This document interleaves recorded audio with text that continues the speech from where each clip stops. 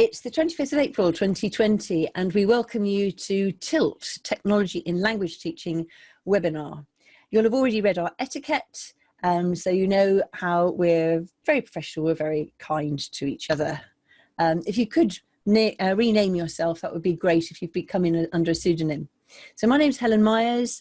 I'm the chair of the Association for Language Learning, but the most important person here really in the room is Joe Dale, who is an absolute whiz when it comes to IT, and he has brought us all together for this series of webinars.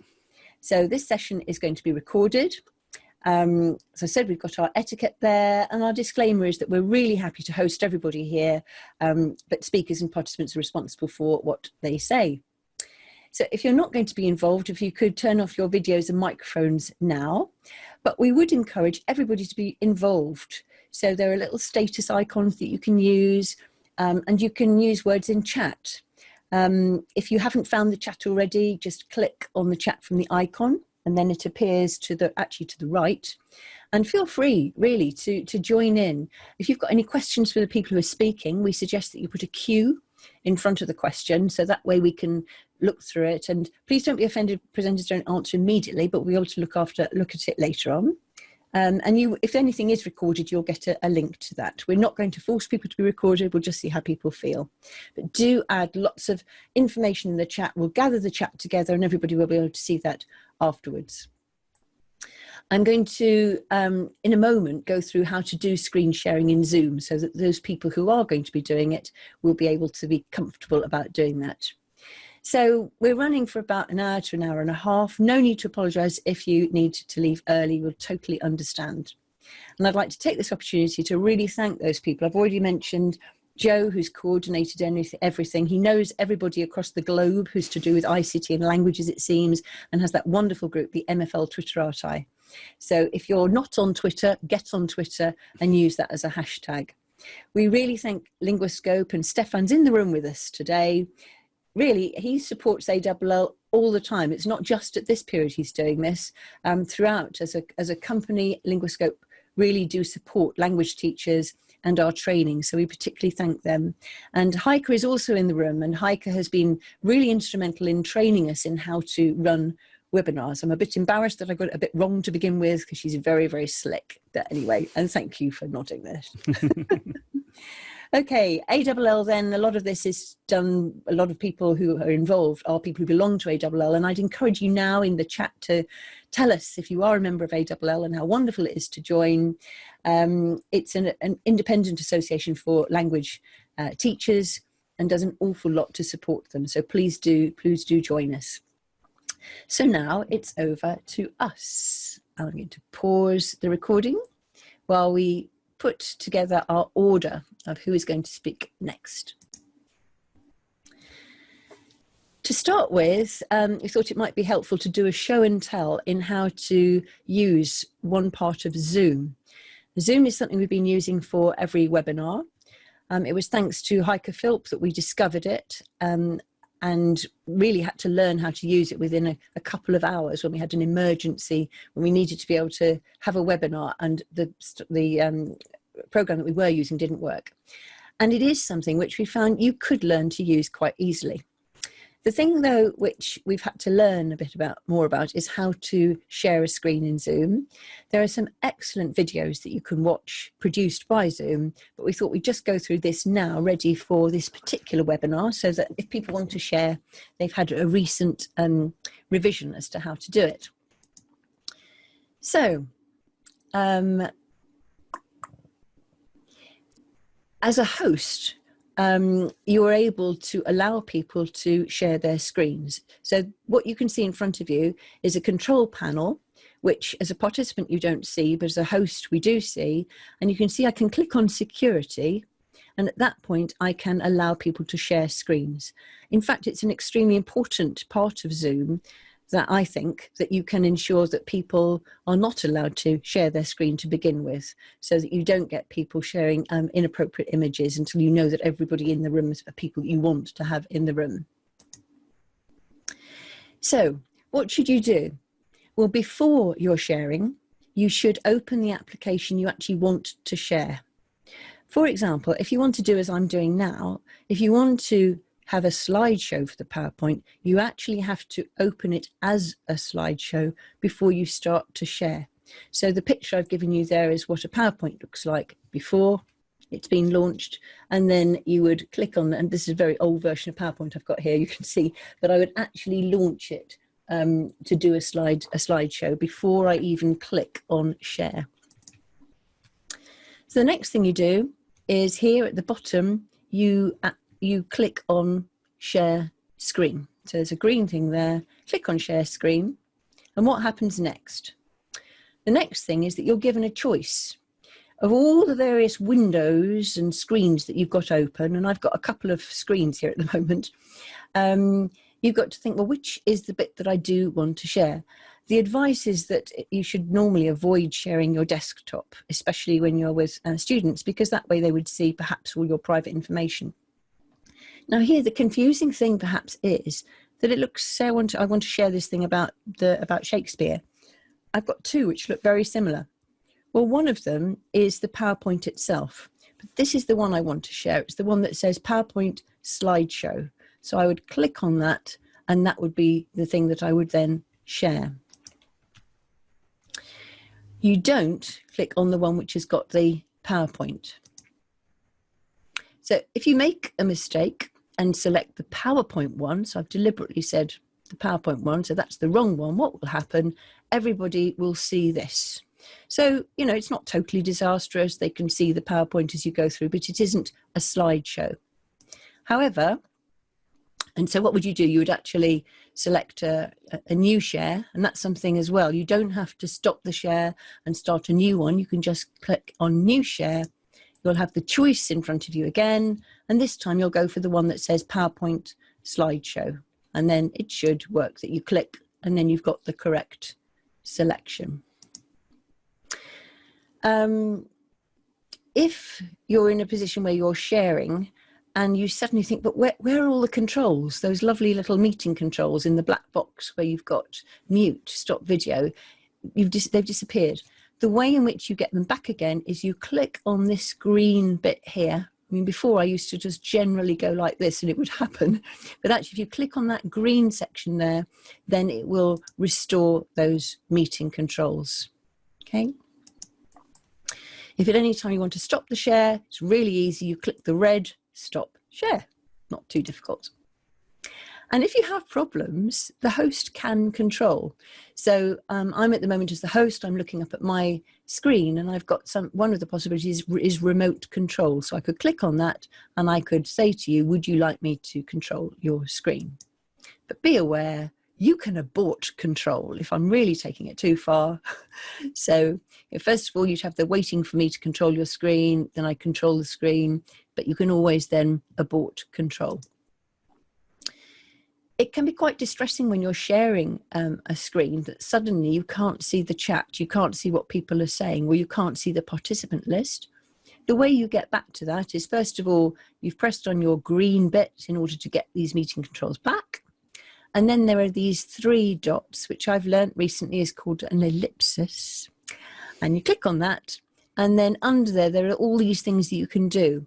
So you would click on chat in order to get the chat.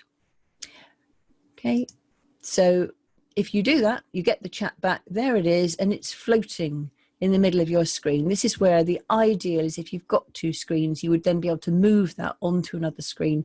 Otherwise, to be honest, it's not really very, very convenient. But at least you can get back to the chat that way.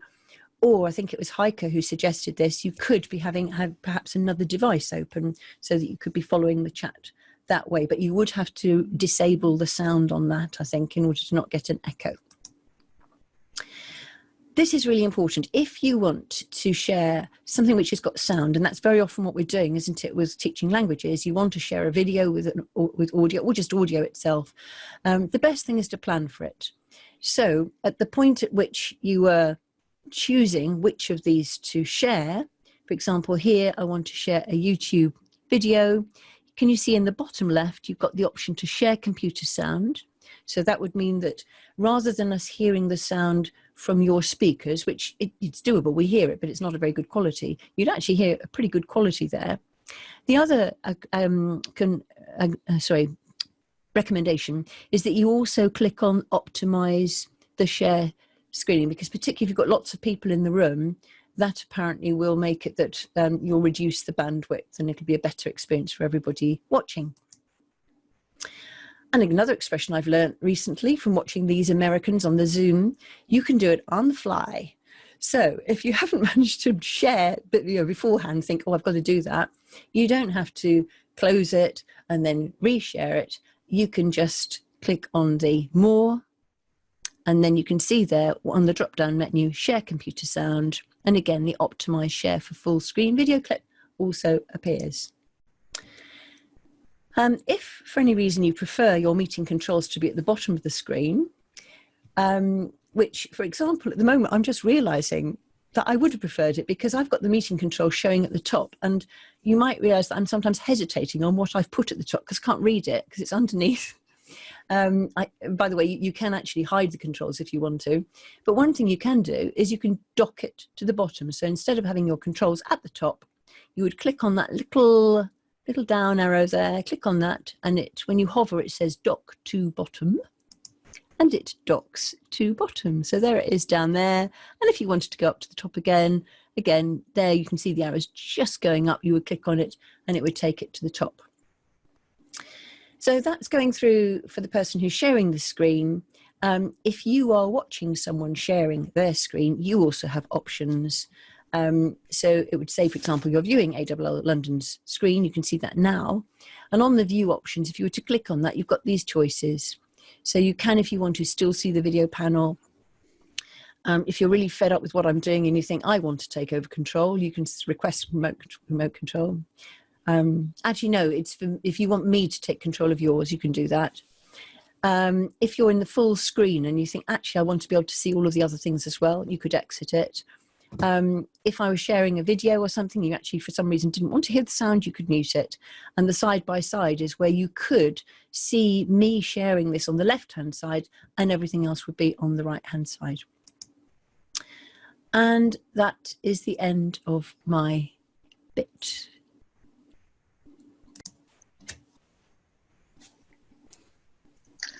Well, hello everybody. My name's Pip. I used to work at the University of Sunderland in the Language Centre, principally using Sanico, of course. And then I was a Learning Technology Project Manager at LAL Language Centres. They're headquartered in London, an international company offering a range of language courses. I presented at the conference in Dorking last year in 2019, exploring multimodal language learning. Joe is a big inspiration, and I'm really also passionate about technology-enhanced language learning too, or TEL for short. So I'm going to show a little bit about a tool called Radio Garden, which I discovered the media team at the University of Sunderland brought to my attention that I thought could be used to really enhance language learning.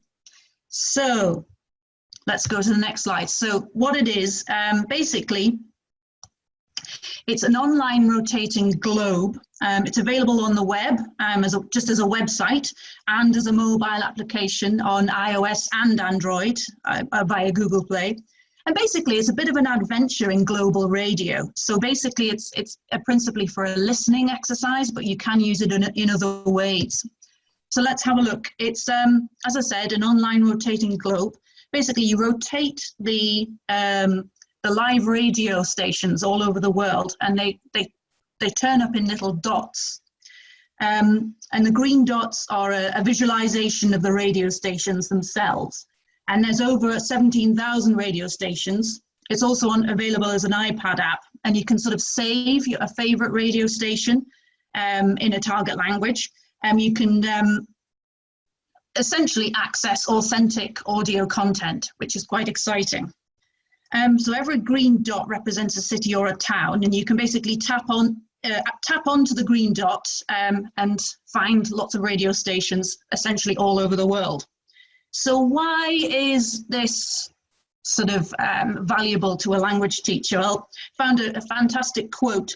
So digital knowledge maps are visual representations that enable enriching, imaginative and transformative ways for teaching and learning. So I have to say I agree with that, and that's what makes it exciting. So, okay, let's think about, you're going into school, you're going into class, how can I use it for teaching? Basically, couple of ideas. You could ask students to find their favorite station. You could ask them to explain why in the target language, compare it with a friend, write a summary. You could identify which are popular radio stations in a particular country and think about why. You could do a virtual tour, some group work, collaborative work, or some task-based work. You can give directions, so you could say rotate the globe, go upwards, zoom in, that kind of thing. As with radio stations, you'll get loads of news and music, so you could compare maybe the news delivered from one radio station from one country to another. You could even do a bit of karaoke, maybe even a possibility for some Sanico integration. I know one of the players, I think the solo players, offers some multimodal availability. And you could also, what I've also seen people use a particular theme as a stimulus and then end up writing some fiction or write the end of the story to a piece of news. And also, what it's quite exciting to me is that you could use it in an interdisciplinary capacity. So say if you were doing a project with languages and geography or history, you could compare the news from, say, 30 years ago in France to what it is now. So I think it's quite a powerful tool in a cross-curricular capacity. The other thing that really gets me excited, I'm sure Joe will agree, is the opportunity to create your own podcast. So students creating their own audio content, and even what I've seen recently is people creating their own pop-up radio stations. So there's a couple of tools that can help with that. One of them I've seen is this one, Radio. So you essentially using a third party to set up your own radio station in the cloud. There's a couple of really good tools. I think one called Citrus 3, Radio Jar's good, Shoutcast, and I think we could have TiLT FM, couldn't we? With DJ Helen and DJ Joe.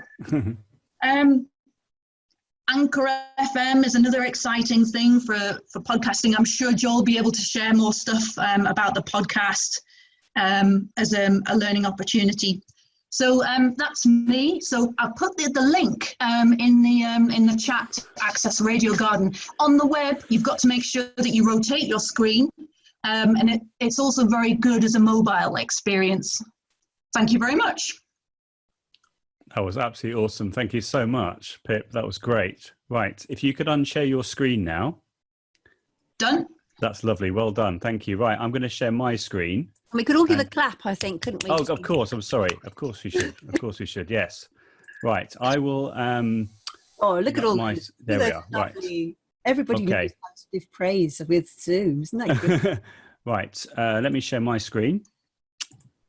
Like this. There we are. There we are. Okay. So I'm hoping everyone can see the wheel of names. What I'm going to do is I'm just going to explain how this is going to work, and then I'm going to do my bit a bit later, if that's okay. Or unless my name comes up, I can be part of the random nature of this. That's fine. So as you can see, if you have not seen this before, this is called Wheel of Names. It's a free tool that works on all devices, which is great. You've just got this like white box here where you can copy and paste anything you want, which could be names, it could be phrases. You can click on the add image option, so you can add in images as well, and then those can be used as a fantastic prompt for writing or speaking. And you can even use tools such as tab resize, which I've got up here, and I can choose, for example, 2 pages, and I can have both side by side. So if I put in Wheel of Names right now, like that, as you can see, I've got 2 wheels, and they can be separate wheels. And if you really want to, you can have 4 side by side and do lots of fun chunking with languages, which I'm no doubt Vincent will want to talk about later, but that just shows you how that works. And if I click on here and click tab glue, so you've got tab scissors, tab glue, the tab glue one then pulls everyone back together. As well, if you click on options here, you can avoid the ticking sound, which can be very annoying. So we'll go for no sound. We'll go for 5 seconds for the spin, as time will be or 6 seconds, no, 5 seconds. And then if I click after spin, we'll get rid of the applause as well. So just so we're not interrupted by lots of annoying sounds. And we'll even get rid of the confetti. There we are. I'm such a humbug. Right, so then if we click OK, we're good to go. So let's going to see who's going to be up first. So I click the wheel and someone's going to be chosen. Here we go. And it's going to be, Pip. So we'll get rid of Pip. And I just click remove, and let's go for another one. I don't know if Darren's in the room, by the way, but Kerry's asking if you can embed the wheel. If you click on share and you click continue, click continue, then you can copy the wheel. So if you put that link into say Book Creator, it will allow you to embed it in that way. But there's not an embed code, I don't think. Right, let's go for it. Next person. Here we go. It's going to be Lavinia, the amazing Lavinia. So Lavinia, if you want to share your screen, I'll remove you now, if that's okay. So if you want to share your screen, I will stop sharing. We'll pause the recording possibly. And then Lavinia, you can share your screen and you can show us what you'd like to show. Hello. Bonjour tout le monde. So I came up with this idea called PuppetPlay, and I wanted to think about how to help students feel more at ease speaking Spanish and French and take the fear out of speaking. And also I like the idea that they could play while doing some French and Spanish. So I came up with this very basic conversation, and I've got some little puppets, well, they're not really puppets, they're socks, that I'm going to put on my hands to do the next conversation, just to show how simple it can be. So you could have students saying, hola, ¿qué tal? Fenomenal! ¿Y tú? Fatal! Adios! Adios! And it can be just that simple for your puppets.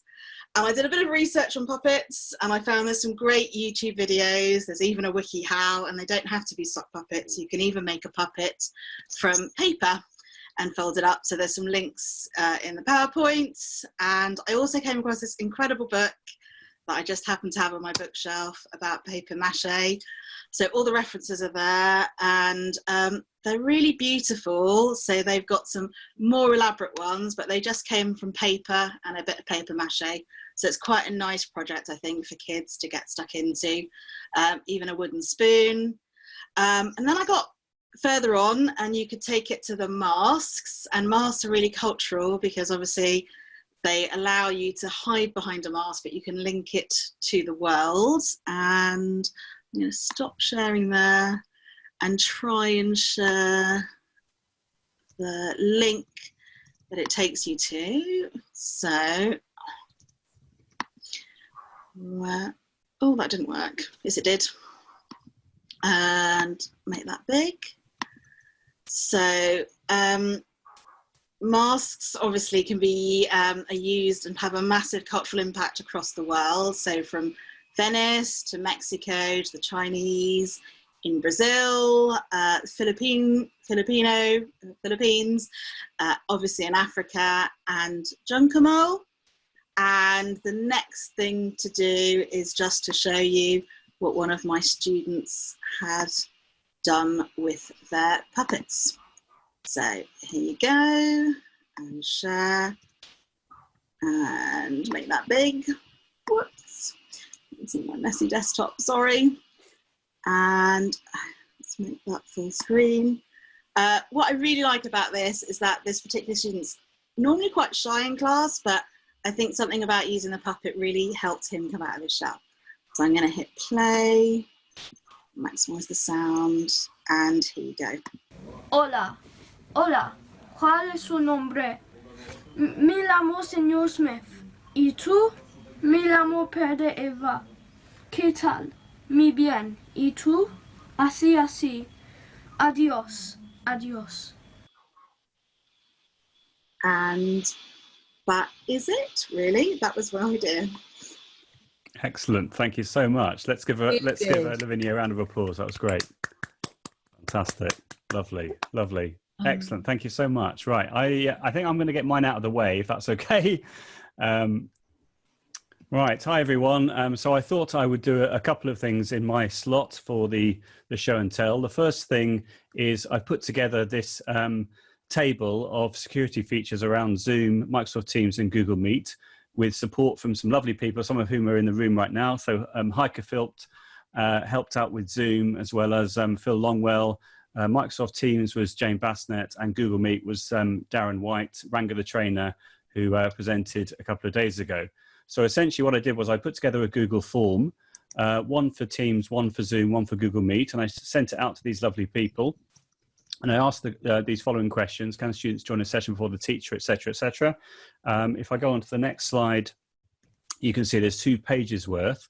And essentially, I asked experts using these tools what were the correct answers. I also went onto YouTube and found the answers myself as well if I wasn't exactly clear on exactly what to write. I then double checked it with my lovely community, and they said it was all okay. So if there are any glaring mistakes on there or things that have changed, please let me know. And that's essentially it. So I'm going to share this link with you right now, and please do share it far and wide. It's got a lot of love on Twitter in the last day or so. I posted it last night. So that's that. And now what I'm going to do is I'm going to go to something completely different, which is this, Whiteboard.fi. And I'm going to demonstrate this right now. So you click on New Class and you write your name in. Okay. So normally I would say Mr. Dale in a real situation. Okay. I've now got the link there. So if you go to Whiteboard.fi and put in the code, which is D67, or I can just put in the chat right now for you, the same link. If you can all click on that for me, please.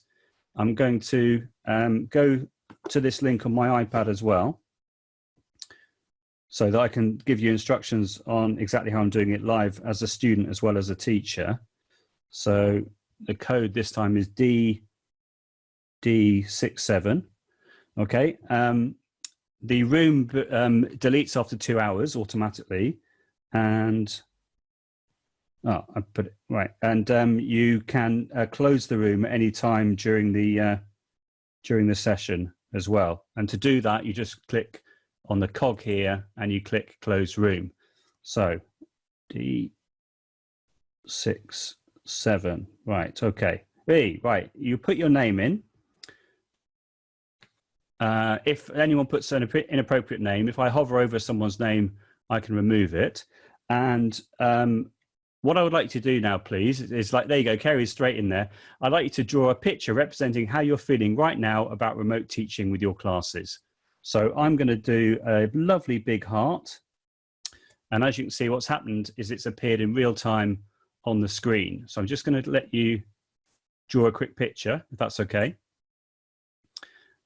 I can see that we've had a question in the chat. Can the content be saved? Yes, it can. I'm going to show you how to do that in a second, but I want to show a couple of other things first. So you can see we've got lots of hearts. Let's go scroll down. So essentially, this is the equivalent of mini whiteboards, but perfect for remote teaching context. I know that some people have said on Twitter they find it a bit glitchy, but I found it okay so far. I've even, when I was doing a session with the British Council in Indonesia, there was about 700 people in the room. It was a bit glitchy there, but I think that's because lots of people were trying to access it at the same time. So you can only see what's on your whiteboard, but if you share the screen as the teacher, the students can see what's on the whiteboard here. Now, what I want to do is Helen. Yeah, Helen's here, right? So I presume this is Helen. Is that the one with Ceri? Is that your picture, Helen? Let's just presume it is. So I'm going to click on that. Now, Helen, could you carry? Yeah, it is. Yeah. Right. What I'm going to do now is I'm going to launch Screencastify, which I've got here. And before I do that, I'm just going to stop my video because it won't allow me to have my video on both devices. So Helen, what I'd like you to do, please, I'd like you to carry on drawing while I click record on Screencastify. There we are. So if you just carry on drawing, please. And I am. Can you see? Yeah, I can. Now, because I'm recording my screen, I can click on the pen tool and I can draw at the same time in real time. Okay, so I'm giving you immediate feedback. So I'm loving what you're doing.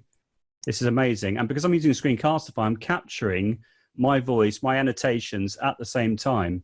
So in other words, with Whiteboard.fi, I can see all these screens in one go, but I can also highlight one particular screen And if I feel that Helen is writing inappropriate content, I can erase the content, or I can even kick her out of the whole board. I wouldn't do that, because I think that what Helen's doing is lovely. And if she is speaking at the same time, that will be recorded if it's within, that will be recorded actually in Screencastify if you select computer sound. And that's what I wanted to say. So I think that this is a great way of being able to capture mini whiteboards in a remote teaching context, but also I can then also record with Screencastify with the floating pen tool as well. With Loom, you have to have the Pro version to have the pen tool, whereas with Screencastify, you have access to that and you can only record for 5 minutes. So I'm going to stop recording now in Screencastify. If I move my toolbar out of the way, like that. So then I click stop. What will now happen is a page will appear on the screen. As you can see, I can press play. I think I may have made the mistake. Oh, no, I didn't. If I click here, there we are. So I'm loving what you're doing. Hear my voice now. This is amazing. And because I'm using Screencastify, I'm capturing my voice, my annotations at the same time. So in other words, with Whiteboard.fi, I can see all. So, and I can click on the copy shareable link, and I can post this in the chat for you right now, like this. Okay, so if you really want to, oh, sorry, that hasn't worked. Let's just do that again. Copy link. There we are. That's worked now. If you click on that link, you can watch back my incredible video that I've just shared with you. And to finish off with, what I need to do now is I need to go back to here. And just click close here. And then Laura asked me in the chat, can you keep a permanent record of this? So what you can do is you can install a piece of software called Qt PDF Writer. Qt PDF Writer. You click on the 3 dots here. You click print. You select Qt PDF Writer, which it's remembered by default. It remembers the last one. And you click print. And what that does is it saves anything that would be a printout on paper as a PDF. And then you can then keep that as evidence of your fantastic drawings. And that's what I wanted to show. So thanks ever so much for listening, and I hope you found that useful. Thank you. Thank you very much, Joe. I think you'll probably regret having chosen mine. Draw at all. I can draw elephants. That is one thing I can do. It's all good. Well done. Thank you very much, Joe. Thank you. So let's go back to screen sharing. Okay. I can't see the recording light, but I'm going to start anyway. So Joe's showed us Wheel of Names for what it's supposed to be used for names. What I've got here is a little sentence builder. So you would spin it just like you normally do, and you can see it would come up with j'aime, or je peux, or je dois, I like, I can, I have to. You get one of those. It's landed on j'ai décidé de, I decided to. And that would come up like it does for us with the confetti and the little, instead of a name, the word would write itself here. And then you'd spin this one, and you'd get j'ai décidé de, I've decided to see a film, I decided to go to the park, or I like to play tennis. And then this one, I like to play tennis with my friends. I like to play tennis in the cinema. So it's random, it's not always going to make sense. And then the one here, if I move this out of the way, because I've got your faces there, this is and, but, so, because. So you go back to the beginning and spin it again. So I like to play tennis with my friends, but I don't like to go swimming with my family because I prefer, and the ones I'm doing are vaguely making sense. You would obviously get much more fun ones. So yeah, people have been doing things with verbs as well, haven't they, Joe? That they spin it for the verb, spin it for which tense, spinach, not spinach, that's different. Spin it for which person, and then ask the pupils to conjugate the verb. Right, that's not what I'm meant to be doing. So now, if I do that, can you see Gimkit's come up? No, we can just see the image. So maybe you stop sharing and then share again once you've got the other screen up. Can I do that new share? Yeah. Okay, I'm going to have a little look at Gimkit with you. I don't know if we've got time to really play a game, but I just thought to just show you how to get set up on it so you can then try it for yourself. This is Gimkit, gimkit.com. Very popular for the last couple of years in schools. Sign up. And this is the simplest way. I'm not going to pay. I'm not even going to sign up for a basic. I'm just going to demonstrate it with a completely made up email. Oops, that's gone wrong. Because I can't see my screen at the top. There we go. So as long as it's got an @ in it, and then put .com or something, that will work as an email. And then I'm going to be a teacher. My name doesn't matter because I'm only setting this up to show you. Password doesn't matter because I'm only setting. So, and then you are in. Okay, so if you're worried about setting up an account or anything like that, don't need to yet. There's a free version, there's a paid for version, but you can just go in and have a good look at it like now. Don't choose America. If you choose America, it'll want to know what school you're at.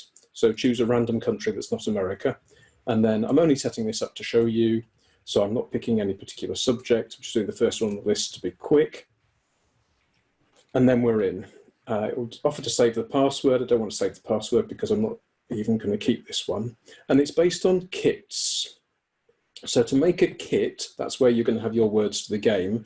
Click on kits and then click on new kit. Now at this point, I am going to put in a sensible thing because it's going to want to make a picture to help me remember this kit. But you can see I've just put English, American Sign Language, because I'm in a hurry and I'm not setting it up properly. It's just to demonstrate. If you put a random word in, it won't find a proper picture. So this is just so you can identify it later out of all your millions of kits. And I'm going to create one from all my words that I keep in Quizlet. So import flashcards. And now we go to Quizlet, and this is one that I've already got open. This is Year 8 Free Time Extended Answers. And you need to know how to export from Quizlet. So I go to the 3 dots there, export, and then here's the list of all the things that I've got. Copy text, come out of Quizlet, back into Gimkit, and paste. Okay, create the kit.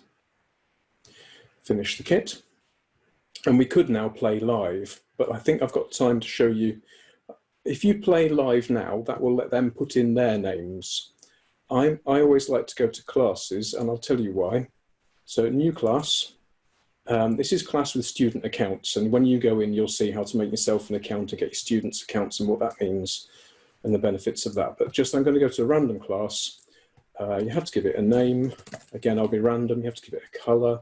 And then what I'm going to do, I'm just going to put in one name. You're not actually, they've actually changed it now. You have to have at least 2 names. But now, everyone, when they come to join this game, will be called I Love French. So no one can pick on anyone else, no one, including the teacher, because I can intervene in the game. And if the students know that I know who they are, they might think I'm picking on them. So, but also you might have things where they put rude names in or they gang up on each other. You can set an assignment. So an assignment would be where I wanted to set it for homework. So you pick a date. Pick a kit. Our only kit at the moment is called Potato. Don't ask me why I called it that. And set a due date for as far in the future as possible, because you're going to copy this assignment into a homework, onto a worksheet. You'll want to dish it out for the next 15 years of your teaching career. So put a date in the future so that once that link is there, it says use classes, that's why I get rid of use classes. Now I'll create the assignment, and this will now make an assignment for the students to do. So I hand out that code. In fact, can I put that in the chat? Can I say, just, I know that Laura Simons was planning to do something on Gimkit later, so it could be, you were saying about doing the game, it could we play her game later on as well, so we could do a little bit more of it later on if you like. Well, yes. Let me go back to the live game and just show you that. I don't want to. So I go back to the kit. I'm going to hit potato and I'm going to hit play. And just advice then, I would say, where's it gone? It's being slow. Did you say someone was going to do Quizlet later as well? No, it's Gimkit, wasn't it, Laura, that you were going to do? Right, okay. Well, that's good because I won't have time to do a game. So if Laura does a game with us, and I've just shown you, for some reason, I don't know what's going on here, why I've done something or something's happened, that means it's just being slow. It's just being slow. We know. So what I would show you next is to set it up with the class and use that trick of giving the students one name or made up names so that they're not using their real names, or they're not putting in names that you wouldn't want them to put in. And I don't know how long Laura plays it for, but you can play it. I've played half-an-hour games at school, and the students get very good at knowing how to get to the shop and get the best scores. That's not going great, is it? Shall I come out of that and we'll let someone else take over then if Laura's going to do it later? Shall I unshare? Right. Oh, well, yeah, that's great. Thank you so much. Nice bit of applause. I don't know how to unshare. At the top, stop share, red. Stop share. Okay, so I'm going to share with you this website called exam.net, which I've been using for summative assessments. It's quite simple to use, so I'll just show you how to set up an exam really quickly and how you can monitor your students using this. Okay, so I'm going to log in as a student. When you give your students, you give them the exam key, which I'll talk to you about in a second. So they don't need to create an account. They just enter the exam key when they are ready.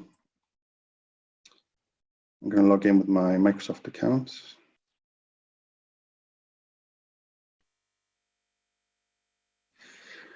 Okay, so this is a teacher homepage. I'll show you how to set up an exam. It's really quite simple. Okay, you give your examiner name, and you're either going to upload a PDF if you have a PDF of your exam, or you can write your exam questions or import from Microsoft Word. Okay, so let's just show you an example with a PDF. I've got one here I made earlier.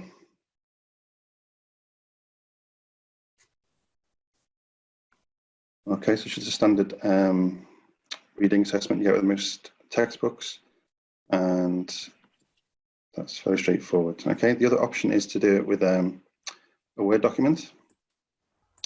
So you can just either type your questions in there or copy and paste.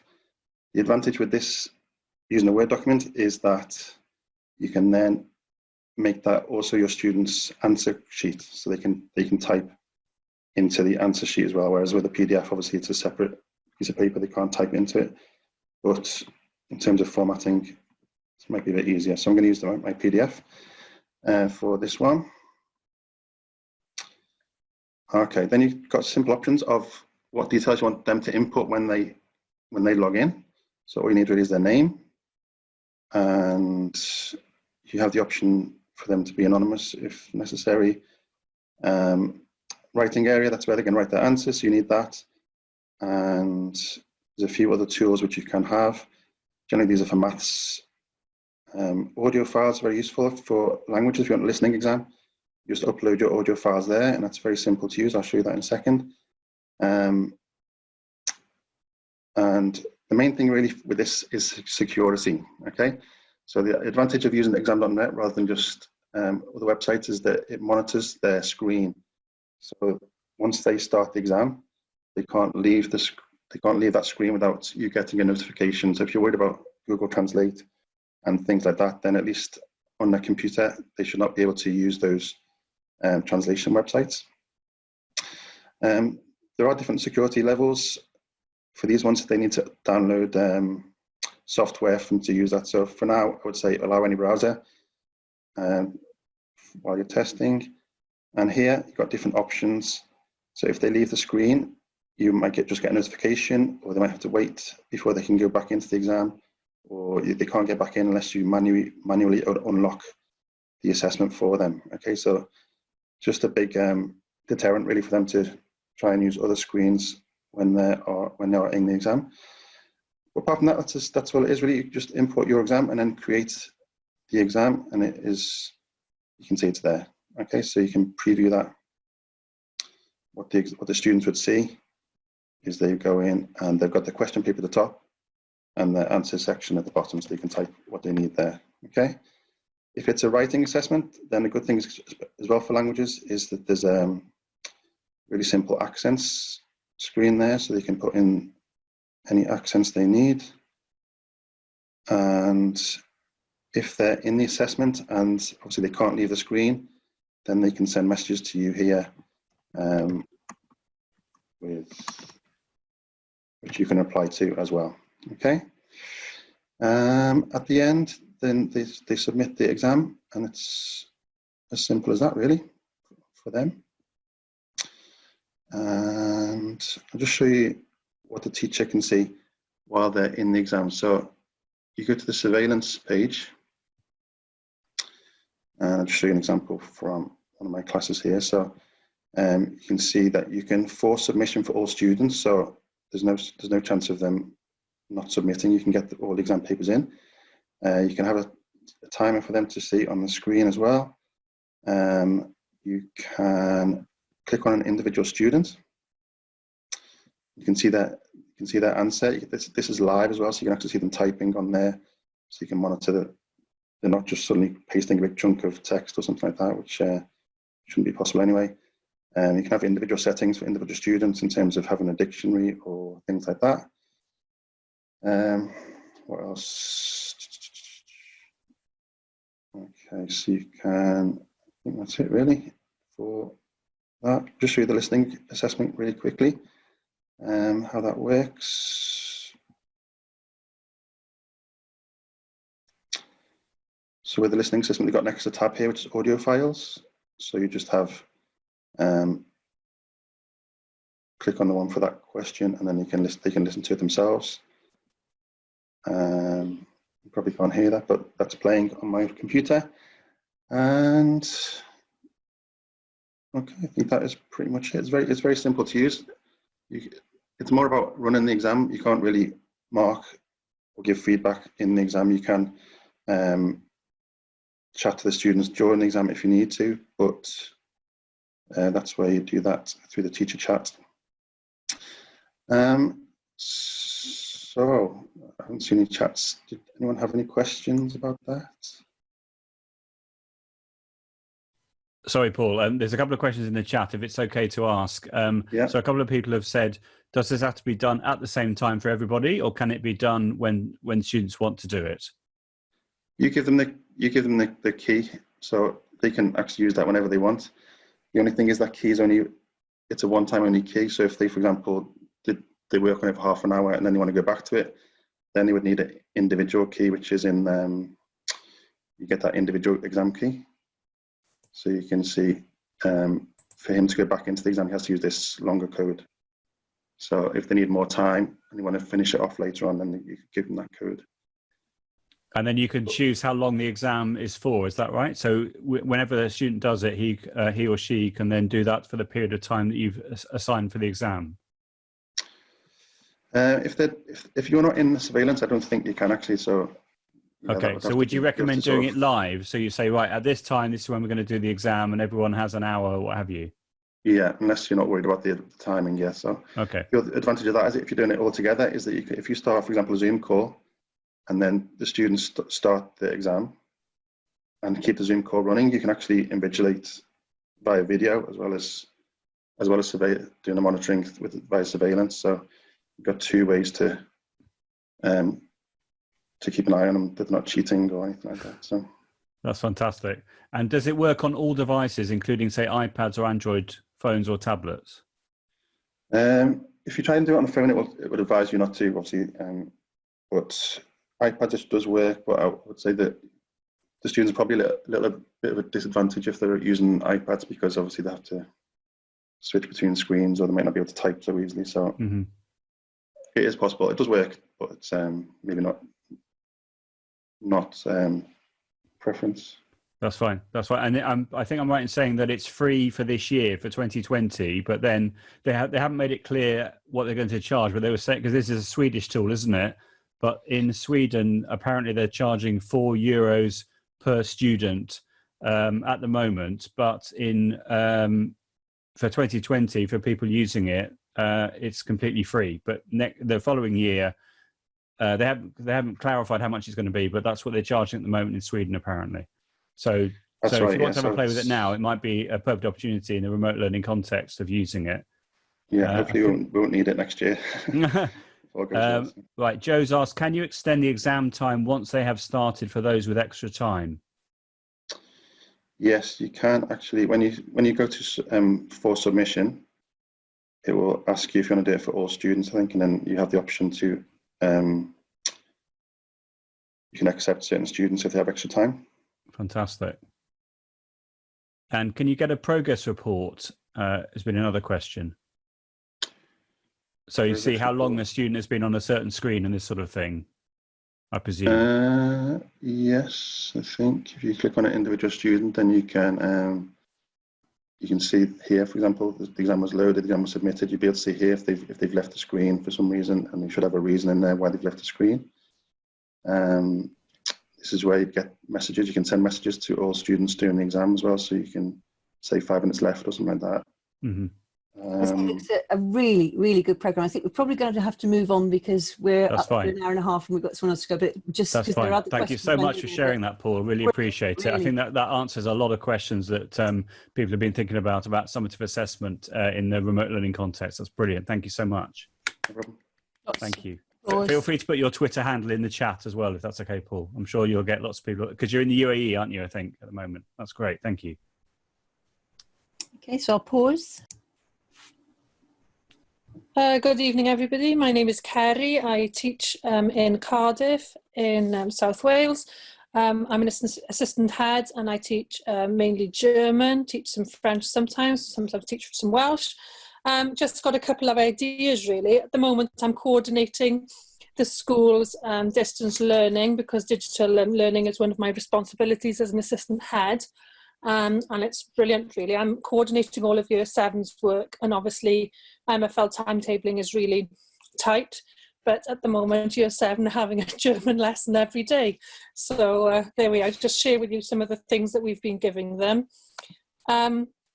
So we've always used Quizizz, the Quizizz app and the Quizizz games.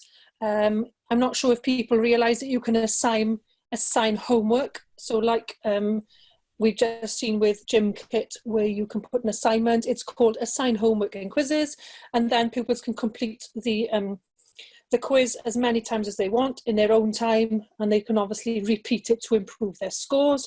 You get all the feedback as a member of staff. So this is the assign homework button once you go into the game you want to use. And then one thing, they have increased the number of options in Quizizz.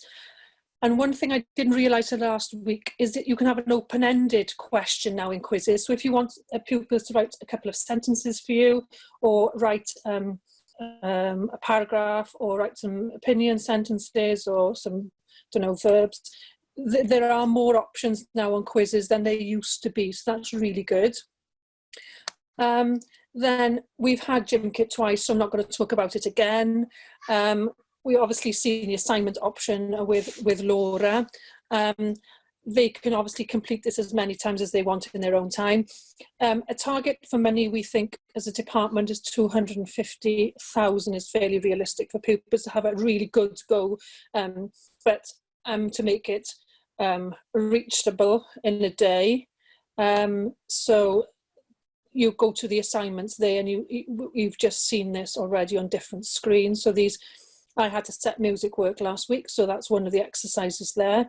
Helen, you'll be really pleased. We've been setting German work. They've been listening to the German version of Peter and the Wolf, Peter und der Wolf, and we've done some music and German work, cross-curricular work there. It's brilliant, really good. So JigsawPlanet. Obviously with the lockdown, I've somehow managed to do two different 1,000-piece jigsaws. I'm not sure if you realise you can do an online jigsaw. So JigsawPlanet is really good, and you can create your own jigsaws. Catherine, my colleague, has been busy last week, so you find a copyright-free photo. You can go to Pixels or Pixabay or Unsplash. Find a picture, you can put words vocabulary on it. You can use, an app like Typorama, WordSwag, anything where you can type words over. Then you go to JigsawPlanet.com, you upload the photo that you've created with the vocabulary, choose a number of pieces. So 32 is quite manageable. I did the Reichstag opinions jigsaw in 4 minutes. I did Catherine's numbers one in 3 minutes. My son, who's 7, took 10 minutes to do his. And then you just literally you share the link with the pupils, and then they have a jigsaw to complete. So that's really cool. And then the other thing that Catherine's found last week, the English department they set some work, and there was a crossword in a PDF, and then the kids, we're having lots of messages from parents saying they couldn't write in it, obviously, because it's a PDF.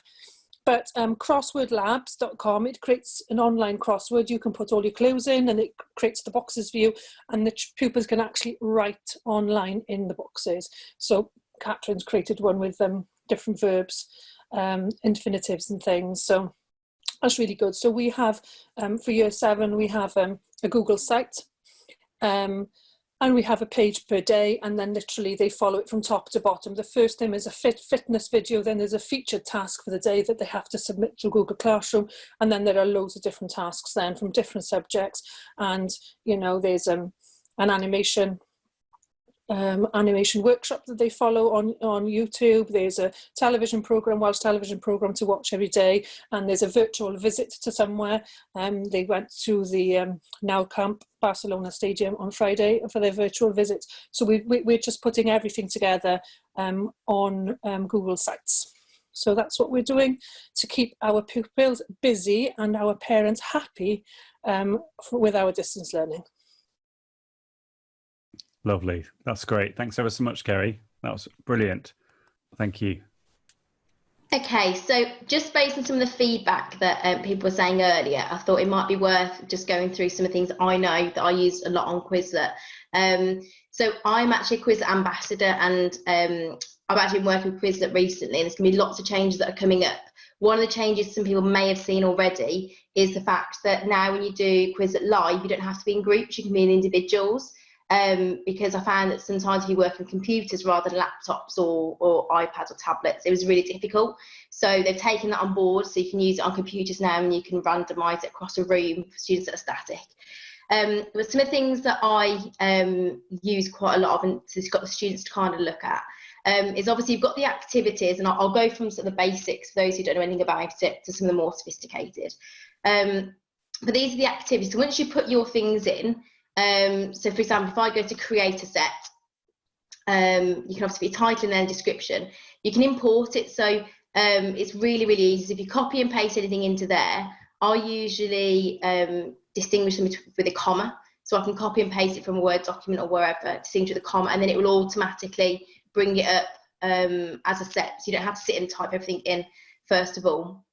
But if I go back to just muting myself, sorry. If I go back to the set that I was on, if, for example, the students want to go on, say, for example, write, what they can do is they can go to the options here, they can choose what they answer with, and they can choose the order on or off. But I think it's because I've got nothing started. So if I start them, so what I get the students to do is once they've done, say, for example, a test, I'll get them to star the ones that they don't know. And then they can then, for example, go back into, say, for example, test.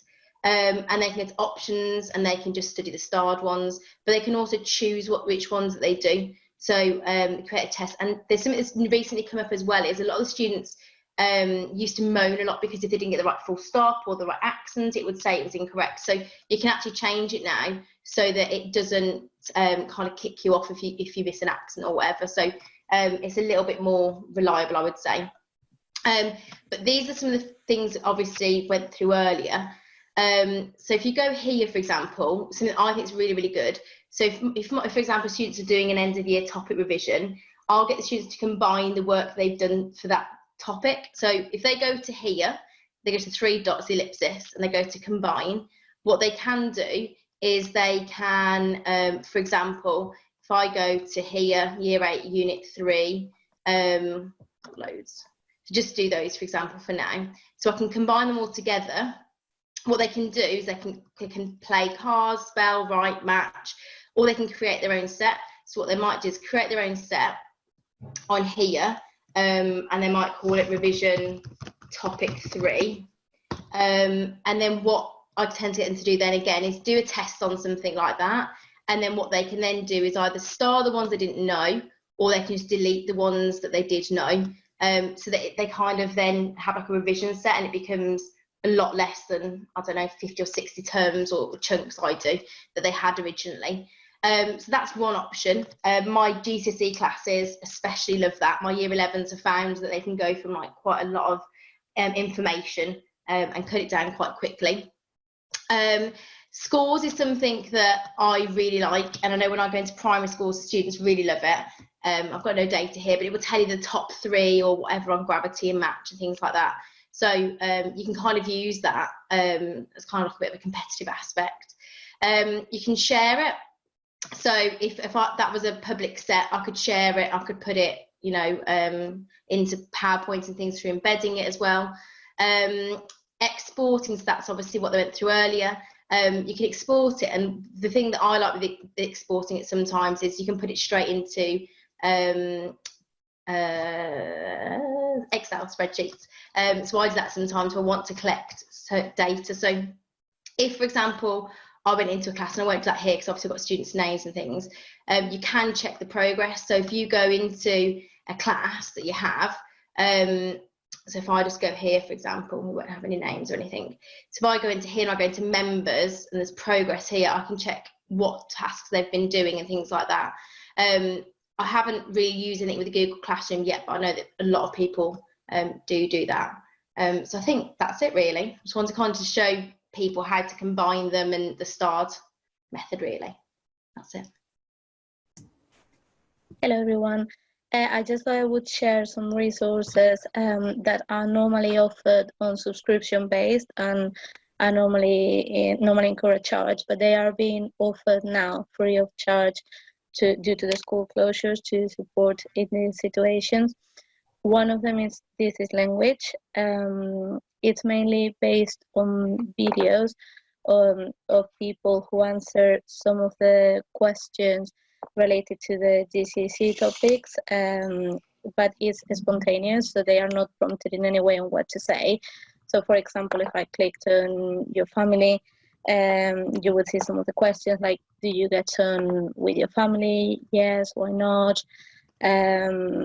Or talk to me about your family, who are there? The videos have a difficulty rating based on stars, and when you set tasks for students, each video is linked to a series of activities. So they have vocabulary, they have jigsaws, fill the gaps and comprehension activities that you can select. You can create your own classes and import students. They have it available for Spanish, French, German, and Italian. And there's also some games and competitions like Natty Tiles, for example, which students love. And they can have a leaderboard where they can see how many points they have. In your feed, you can see the latest activity from your students, but you can also track what each individual student is doing through your classes, and you can just check your classes, view the work, and check on the activities that the students have completed and the grades that they obtain in each activity. Is great for listening activities, but also if they have grammar, they have activities that you can print, and they have some guides on how to link it with the key textbooks. So where are they? Here, textbook and curriculum guides. It shows you from Viva, Mira, and a variety of resources how they link into each unit of work. It's offered free of charge currently. I think it's until the 1st of June on a trial basis. Then I also wanted to share Epic. Epic is a website in which the students can access books, and is now being offered again for free until the 30th of June for remote access as well. And the really cool thing about Epic is that when you explore the subjects and themes that they have, there's a section on languages, and they have a variety of books in Chinese, French, and Spanish. So for example, if I go onto some of the Spanish books, the students would be able to access these and read La Luna, Garfield, or any books that they would choose to. You can either create individual accounts for the students to just generate a class code that they can gets used to access the books, where you won't necessarily track what each of them are doing, but it's up to you how you want to set it up. And then also Rocalingua. This is actually just based for Spanish learning, but I thought it's here anyway. They have videos with songs, games, and worksheets that are related to the songs. A lot of the songs, like Transport, Days of the Week, Weather, link quite nicely with the curriculum. I find them particularly useful with Key Stage 3 students, so year 7s and 8s. And the kids love the songs. They're very engaging. They have a huge variety, and when you click on a video or a song, you can see the related content as well, which is quite useful. So you can see different tutorials, worksheets, activities, and they even have some ideas for arts and crafts and tutorials based on it. They have also started uploading, now that schools are closed, a series of online lessons that are about 30 minutes long. So they started doing that in April. The first recording was colours, numbers, moving on to introductions and transportations. And last week they did some specials on Earth Day. And your students can access the classes and you see the 30-minute videos. They use a lot of PuppetPlay, songs, and music to learn. So I just thought I would share this. And that's it. Perfect. Thanks ever so much. Really good. Lovely. Thank you very much. Lovely. Over to you, Helen, to wrap up the event, if that's okay. Okay. Well, thank you ever so much for staying. I mean, we are about 2 hours, 10 minutes, and we had a lot of people going up right to the, 1.5 hours, which is great. And those of us who are remaining are the real diehards, I feel, here. Yes, thank you so much to everybody who contributed, but also to the people who made such lovely comments, because that really keeps people going as well, doesn't it? The lovely encouragement that we've had. And thank you very much, Joe, for bringing, as always, for bringing us all together. My pleasure. Really grateful to you. So round of applause then to everybody. Do you want to open up your, if you're there, want to open up your, really good to do that. Fantastic. And I'd quite like to take a little picture of people as well. Oh yeah, so, gallery view. Come on, gallery view. I can get my gallery view, that's right. So go for print screen. I'll wait till people are there. There's Laura. Lovely. So anybody else who's joining, Lovely. and then I'll... Annalisa says she wants to do another one in a few weeks' time. Yeah, why not? Nice way to spend a Saturday night. So, yeah. What was, come on, now what was it you did say, Stefan? TiLT is the new going out, or there was something you said. Oh, I can't remember the word exactly, but yeah, it's the new going out. New going out.